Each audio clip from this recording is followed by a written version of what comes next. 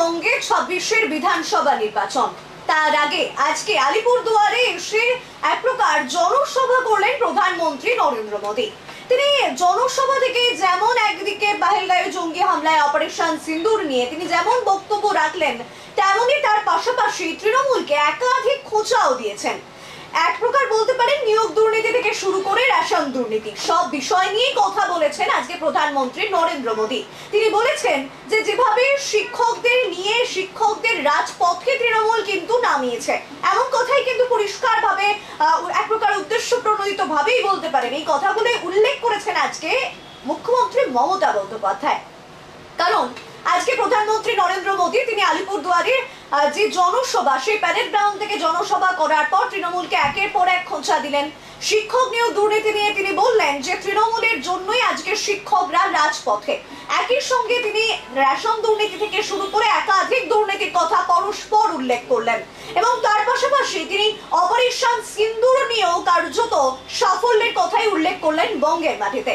এবং তারপর প্রধানমন্ত্রী নরেন্দ্র মোদী ঠিক জনসভা শেষ করে তিনি যখন চলে যান এবং সেই চলে যাবার পরেই কিন্তু বসে থাকলেন না রাজ্যের মুখ্যমন্ত্রী মমতা বন্দ্যোপাধ্যায়। তিনিও একের পর এক খোঁচা দিতে শুরু করলেন এবং আজকে ঠিক নবান্ন সভাঘর থেকে সাংবাদিকদের মুখোমুখি হয়ে রাজ্যের মুখ্যমন্ত্রী মমতা বন্দ্যোপাধ্যায় কার্যত চ্যালেঞ্জ ছুড়ে দিয়েছেন। সামনেই বিধানসভা নির্বাচনের আগে প্রকাশ্যে চ্যালেঞ্জ ছুড়ে দিলেন আজকে রাজ্যের মুখ্যমন্ত্রী মমতা বন্দ্যোপাধ্যায়। তিনি বলছেন অপারেশন সিন্দুর হয়েছে, এবার কি অপারেশন বাংলা করতে পারেন, অপারেশন বাংলা বলতে পারেন, অপারেশন বাংলাকে আপনারা হাতিয়ার করে এই বিজেপি কি ক্ষমতায় আসতে পারবে বাংলায়? এবং তিনি স্পষ্ট সাংবাদিকদের মুখোমুখি হয়ে বলেছেন যে অপারেশন সিন্দুরের মতো অপারেশন বাংলার দায়িত্ব নিতে পারে বিজেপি, কিন্তু কোনো মতেই আমি চ্যালেঞ্জ করে বলতে পারি কোনো মতেই রাজ্য বিজেপির সভাপতি সুকান্ত মজুমদার তিনি কোনোভাবেই এই বাংলায় বিজেপিকে ক্ষমতায় আনতে পারবেন না।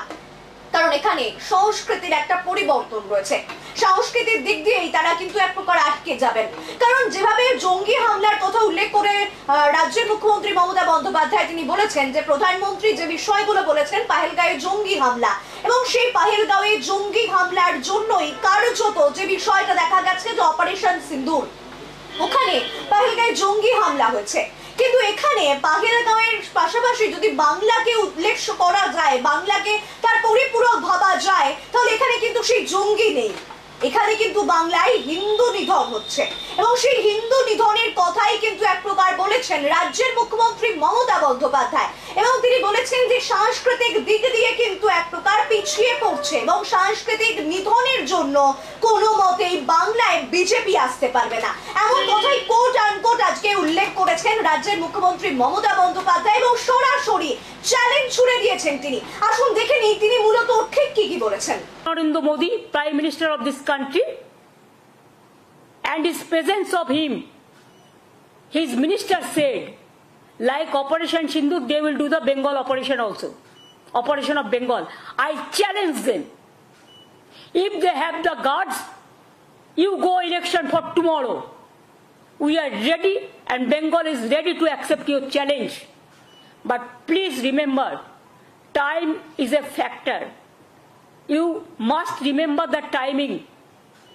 Our representative Abhishek Banerjee is also in the team and he is shouting his voice every day against the terror, against the terrorism. And at that time, Mr. Modi ji, not as a Prime Minister, you are as a Prime Minister, as a BJP President, you are criticizing the government, which government is giving you full support, defending the country like anything, and you are accusing the government. And do you want to blame the opposition at this time, at this hour?